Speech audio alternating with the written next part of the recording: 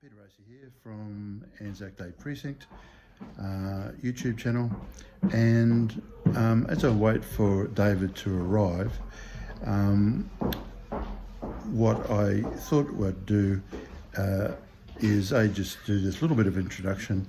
You're going to see, and depending on how good I am, a few photos of Newcastle on Tyne, because as David's been working, I've been sightseeing, and then we've been having discussions and talking. So let's just have a look at the photos, and then in a few minutes' time, when David arrives, we'll have one of the discussions on the iPhone. The more serious one will be on the GoPro. So.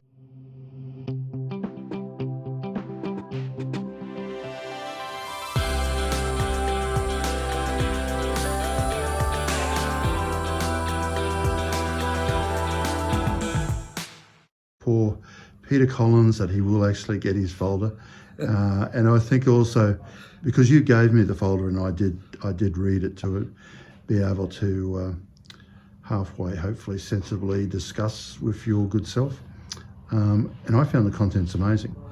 But if you can just give Peter a bit of confidence about the contents. Well, Peter, it's definitely on its way to you, and Peter Racy here opposite me has been absolutely on the money for making sure that it is ready to go when he moves on back to Paris and then to Australia.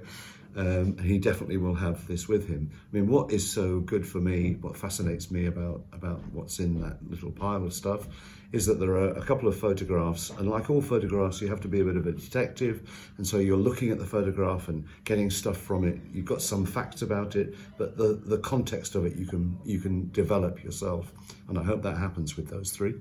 But the two letters that are written from David Garland to my father, are both instrumental. A time in world history where the British monarchy was in such a terrible situation with the abdication of the king, and the new king coming along, and the coronation and all of the things that go with that, and the way in which David Garland sort of espoused that right at the very end of his ministry with the same kind of enthusiasm you'd expect if somebody is 19 or called Peter Collins.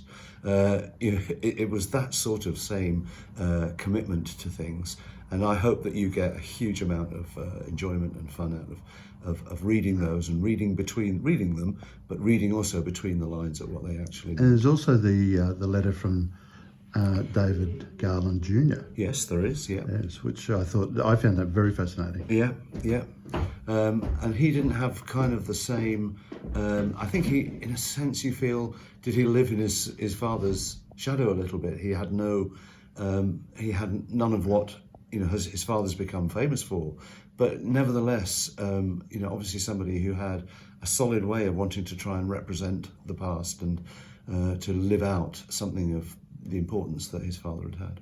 I thought the letter was extraordinarily respectful. Yeah.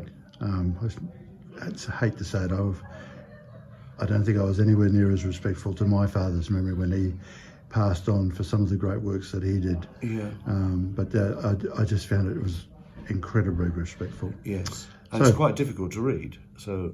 Yes, it was a bit. Yeah.